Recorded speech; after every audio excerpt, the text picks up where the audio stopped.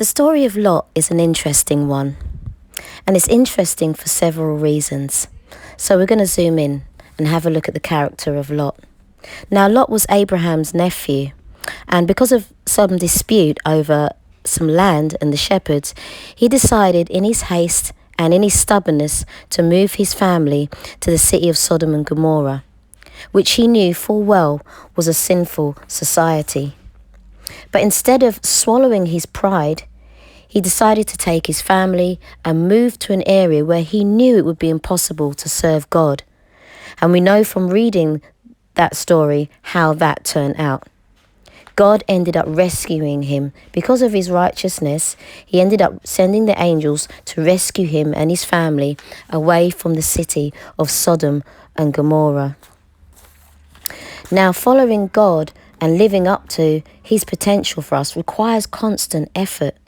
Like Lot, we are surrounded by a corrupt and sinful society.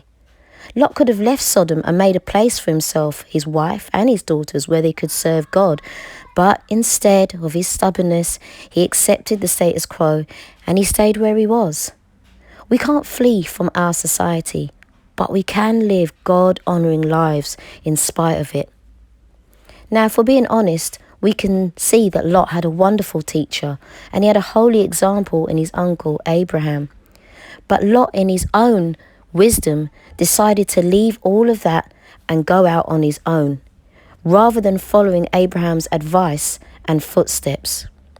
Isn't that just like us sometimes, when we decide to follow in our own wisdom and not lean on God's understanding? The things we need to take away from this is that change can be hard. But Lot's conscience told him to leave Sodom, but he preferred the familiar, even if it was bad for him and his family. Like Lot, we are sinful by nature. Even after we are saved, we are subject to backsliding, but Jesus gives us the Holy Spirit to strengthen and guide us. Let's not take that for granted. God bless you. It says this: our God is awesome. He can move mountains.